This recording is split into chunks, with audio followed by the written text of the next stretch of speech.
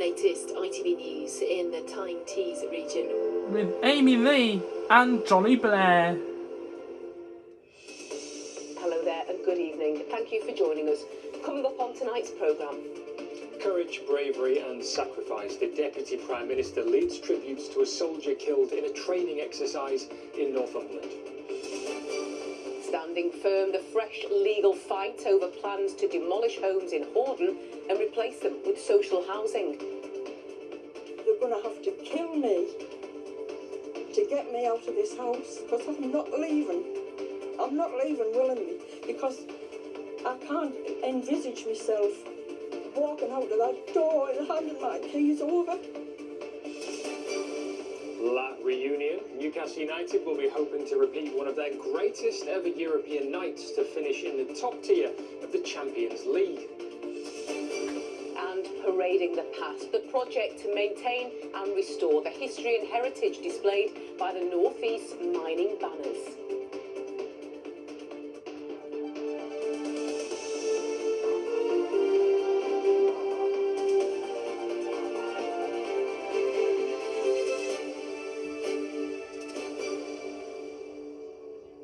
First tonight, to the tributes to a young army officer killed in Northumberland during a live firing training exercise. Captain Philip Gilbert Muldowney died on Sunday at Otterburn. He was stationed at Allenbrook Barracks in Thirsk. He was 25 years old. His commanding officer said he embraced life with a vigour that inspired others. Katie Cole reports. Captain Philip Gilbert Muldowney has been described by colleagues as an unforgettable character and rising star within the army. He was part of 4th Regiment Royal Artillery and died on Sunday following an incident at Otterburn training area in Northumberland. It's one of the largest military training areas in the UK. This afternoon, the Deputy Prime Minister paid tribute in the House of Commons. Mr. Speaker, I know the thoughts of the whole House will also be with the family and loved ones of Captain Philip Gilbert Muldowney of the 4th Regiment Royal Artillery, who died on Sunday.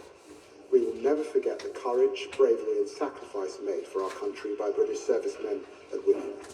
Colleagues have also paid tribute to the 25-year-old who was known as Gilbert.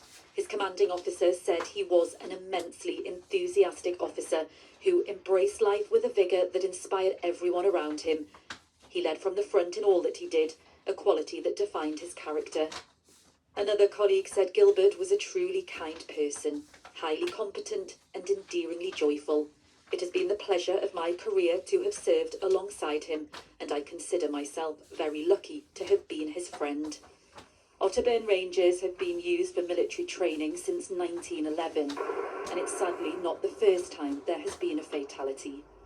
In 2016, 24-year-old Private Conor Macpherson from Scotland was shot in the head during a nighttime training exercise when he was mistaken for a target by a soldier behind him. The Army says the circumstances surrounding Captain Muldowney's death on Sunday are being investigated, and it would be inappropriate to comment further at this time. Colleagues say the loss of this outstanding officer is being felt deeply by his unit, his peers, and all who had the privilege of serving and spending time with him.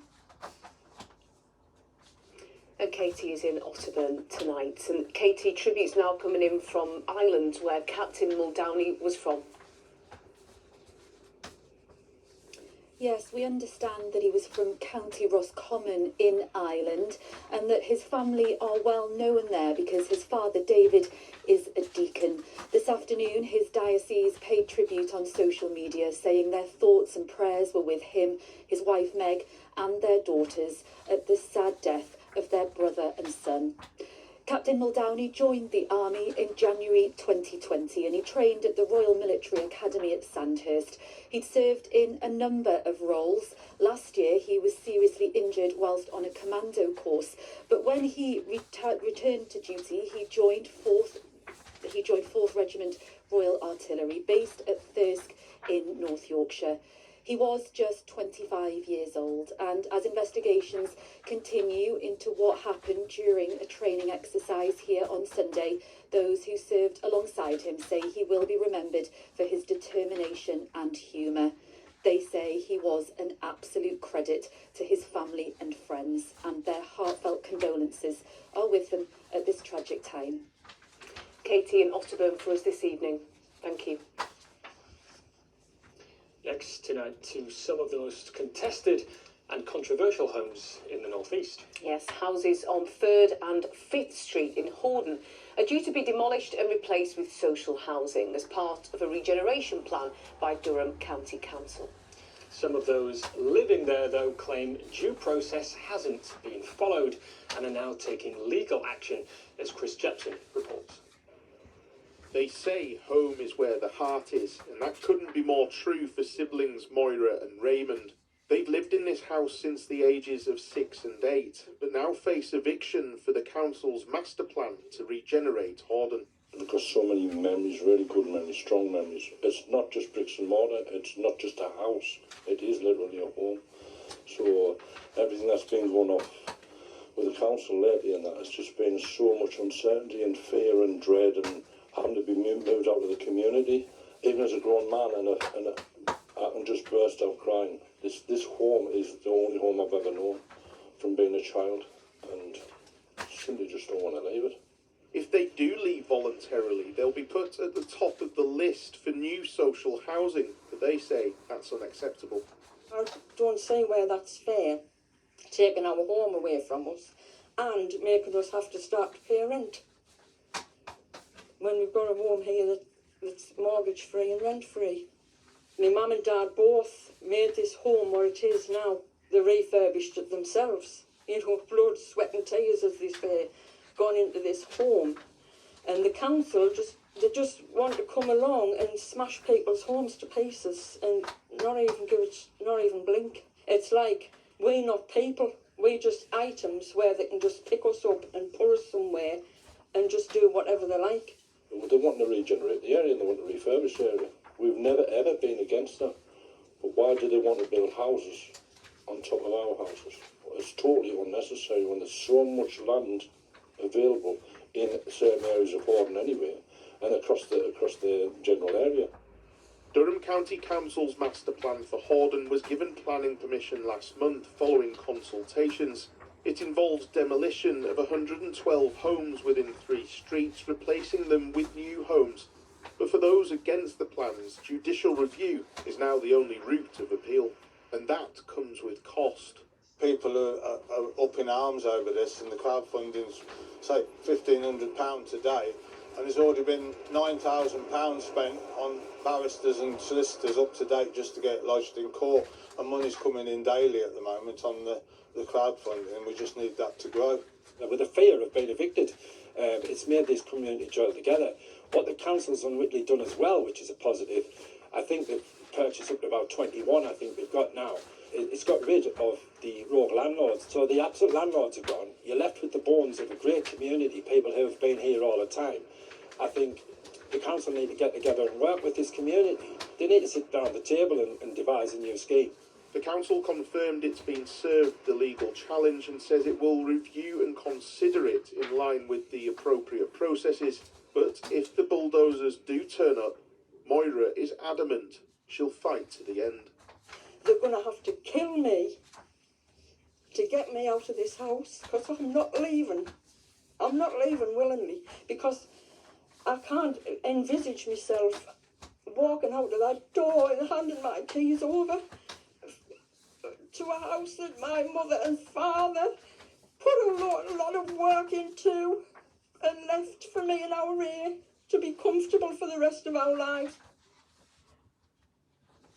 Chris Jepson with that report. And meanwhile, there have been calls today for the government to carry out much wider regeneration work, focusing particularly on the North East. Tom Sheldrick is at Westminster and can tell us more.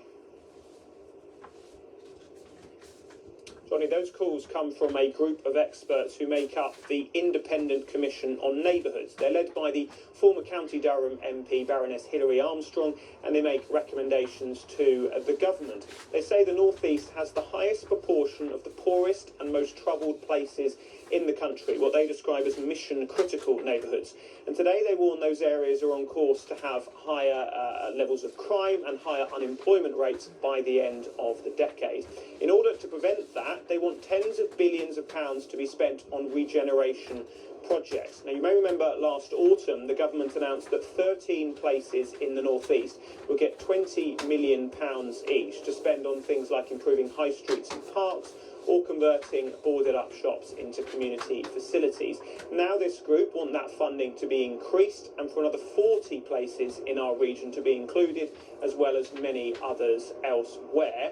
It's thought that Labour ministers here are now considering this with an eye on whether it could help them to fight off the political threat from Reform UK ahead of council elections in May, including across Tyneside and Wearside. Tom with the latest from Westminster. Thank you. You're watching ITV News Time Teas, still to come on tonight's programme. It's complicated. We'll find out how Newcastle United can go straight to the next round of the Champions League. We'll find out how our mining heritage is being painstakingly maintained and restored. And following in the aftermath of Storm Chandra, we do have more low pressure on the way, but it's butting up against high pressure sitting across Scandinavia. Now, what does that mean for us? I'll bring you a full forecast later in the programme. Next, cardiovascular disease is one of the leading causes of death in women, but many still don't realise they're at risk. In the North East, a quarter of women surveyed said they'd never had a heart checkup and that they had no plans to get one. Our reporter Amrit Birdie has been finding out why women's heart health is often overlooked. This group of women meet to talk about everything, from returning to work to the best home remedies for menopause. But today the topic is heart health, and they'll all be getting tested. Small prick, 1, 2, 3, scratch.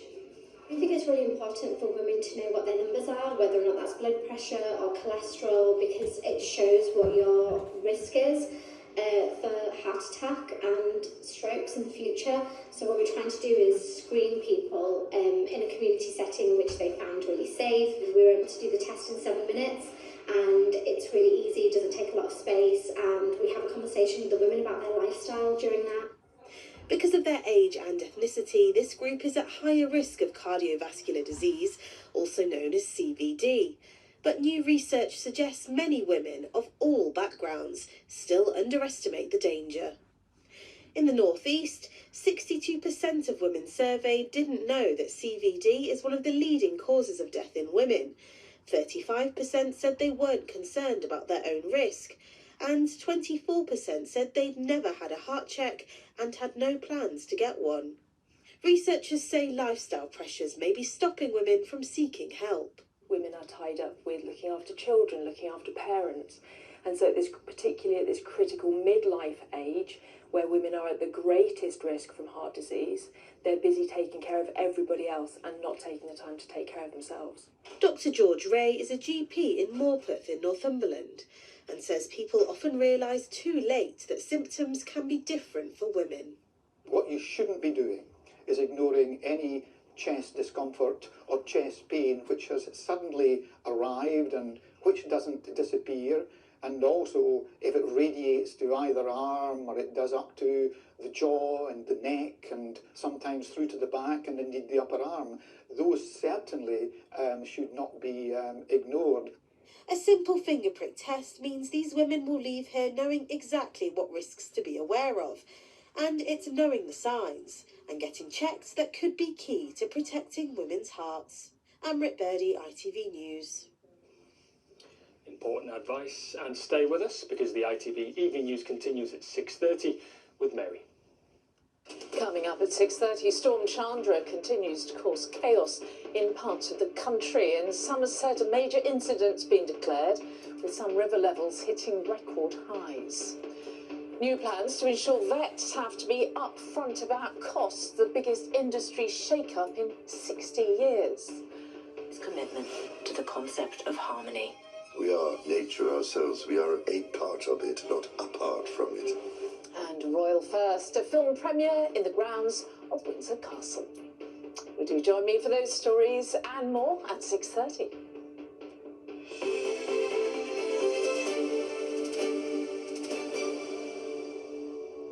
And we turn to sport now because it's crunch time for Newcastle United in the Champions League. Everyone is playing all at once in the final group of the stage, and that could make for a very interesting, busy evening where it's not just what happens in their game in Paris that's going to count. So what are the permutations, or should we just wait until full time to figure it out then? Andrew McLean explains. Newcastle United have already qualified for the knockout stages of the Champions League, but there is still plenty to play for. They currently hold a ticket to the round of 16, but will almost certainly need to beat Paris Saint-Germain to keep a hold of it. They'll need to go for a playoff if they don't. That wouldn't be a disaster, but it's an extra 2 fixtures in an already busy February that Eddie Howe could do without. You want to enjoy it, you want to experience all the highs and lows that every game and competition brings, but I think the only way you truly enjoy it is if you win and you get through, ultimately. So you're seeking that experience, but you're seeking the reward at the end of it, and we're all determined to try and do as well as we can. The challenge couldn't be much tougher. PSG are the Champions League holders and have their own place in the top 8 to play for, and they're familiar foes at this level. Newcastle's 4-1 win at St James's Park 2 seasons ago is one of the standout moments of Howe's reign. Perhaps equally as memorable is the controversial last-minute penalty, which ripped 3 points from the Magpies' grasp the last time out in Paris. The memories still loom large for some. The first one was one of the best I've ever been a part of. If you're talking atmosphere, adrenaline, how I actually felt in the moment, it just seemed to get better and better. It felt like it was just a night made for everyone in Newcastle. The second one, a little bit more frustrating. Amazing game, I think, from us, amazing performance, one that I was very proud of at the time.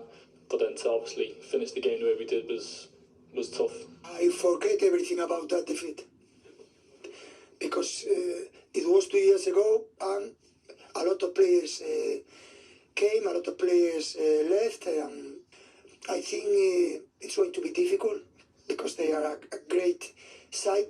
The league table is compressed, and with all 18 games played at the same time, it could be chaotic. So let's make things simple. A win could send Newcastle as high as 3rd, but more importantly should be enough to secure a place in the top 8 and a bye into the last 16. Failure to win is likely to mean they must settle for a place in the playoffs. There are ways Newcastle can finish in the top 8 without winning, or could fall into the playoffs without taking all 3 points. But the likelihood of them happening is low and not worth worrying too much about. So for Eddie Howe's side, the mission is clear. Win and look forward to the next stage of the European adventure. Andrew McLean, ITV News. Yeah, well explained there by Andrew, and I will have tonight's result from that game in Paris in the late news bulletin for you around about 10:30. Next tonight, though, a fascinating story to the hundreds of years of mining history being painstakingly restored by hand. Yeah, if you've ever been to the Durham Miners' Gala, you will have seen the banners paraded down the street. They have long been associated with pits and politics, an important part of community, and also calls to arms, and they offer an important link to when coal mines dominated our region's industry. Our Northumberland correspondent Tom Barton has more. Unfurling the banner, not to take it on a march, but to ensure it's preserved for future generations. This is going to be a light touch, general clean, and there's a few little wear and tear things that we need to fix. Banners like this one, once a central part of the North East's mining communities, now a vital piece of the region's history. They were brought out for special occasions, like the annual Northumberland Miners' Picnic. And for conservator Laurie, the work at Ashington's Woodhorn Museum is about preserving, rather than restoring, these delicate fabrics. Talking to people about when they've seen the banners on parade and knowing that their dad or granda carried it, and then giving us the story about after the parade they all went to the pub and the banners got chucked on the floor. So that can often relate to damage that we see on the banner. it's trying to be true to what the object is, and it's not taking it back to its newness. We never want to do that, but we want to take it back to a livable condition. Laurie has recently completed work on the oldest banner in the collection, dating back to the Victorian era. I love my job so much because I get to take part in an object's life story, and it's lovely to be able to have a piece, like share a piece of what they are and what they mean to people.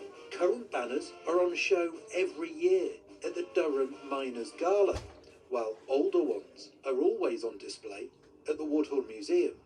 The mining banners just completely encapsulate that entire history and sense of community and social history in one object. I think it's about the fact that they were brought out on special occasions at moments of celebration, but also commemoration, or, you know, at funerals, at poignant moments in a miner's life and a community's life. With the conservation work complete, this banner is being put back into storage, but it will soon be unfurled and on display to the public once more. Tom Barton, ITV News, Ashington. Fascinating. So I went to Woodhorn last year when they had one of those banners out for display that people could see the work that was happening. So absolutely critical stuff, important and very precise. Very well. precise, Very yes. careful. A lot of painstaking work, but they looked fantastic, and they are such an important part of our communities.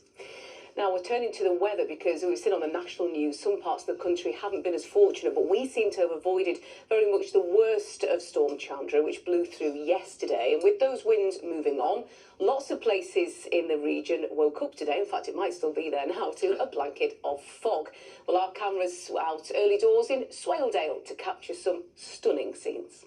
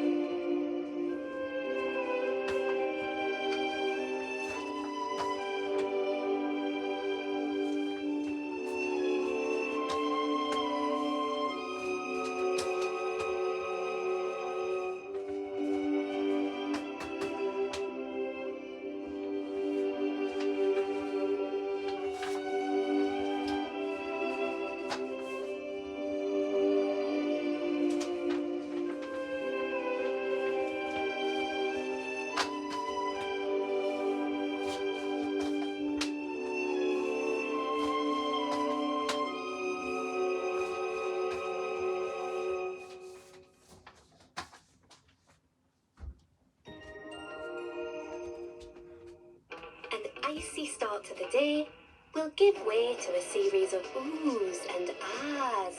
TUI sponsors ITV Tyne Tea's weather. Hello there. Well, after what has been a relatively quiet day today, if somewhat stubbornly foggy in a few places, it looks as though that's going to be the theme overnight again tonight, but a lot of cloud heading our way through the weekend and some outbreaks of rain at times as well. Now, this low pressure coming into the southwest does look as though it's going to bring in quite a bit of rain, but by the time it gets to us, everything kind of fizzles out a bit because of this high pressure sitting over Scandinavia. There is a squeeze on the isobars. You can see we're going to see a stronger wind developing by the end of the week, but still nothing particularly strong, just a little bit fresh at times, but a lot of that rain, as I say, started to fizzle out. So for us at the moment, there is a fair amount of clouds still. Those areas that have stayed foggy all day aren't going to see that lift really through the course of the night, and there might just be thick enough cloud to squeeze out the odd patch of drizzly rain here and there, and over any hillier spots it could be a touch wintry as well, but most places should stay frost free through the night tonight. That low cloud lingering over the spine of the country once again, so over the hills expect some of that fog to linger all day once again, but the breeze picking up elsewhere. A largely cloudy but dry afternoon and highs of around 5 degrees Celsius. Sunrise is at 8 in the morning and sunset is at around 20 to 5 in the evening. So looking at the bigger picture then, we have got, as I say, more rain coming into the southwest of the UK by the time we get to Thursday night, but as I mentioned, by the time it gets to us, it's really fizzling out. So yes, staying breezy, yes, it's going to be a bit of a damp old day, outbreaks of rain, but nothing nothing too significant, and staying on the same vein through the weekend with temperatures hovering around the mid-single figures. TUI sponsors ITV Tyne Tees weather. Thank you, Tori. Just a quick reminder before we go, we do love to hear from you. You can send us an email. It's amyanddean@itv.com. And in just a moment is the national and the international news. And I'll be back with a late update for you around about 10:30 tonight, including the latest from Newcastle's Champions League game in Paris this evening. That's all from us. We'll see you tomorrow. Have a good evening. Take care. Bye-bye. Bye-bye.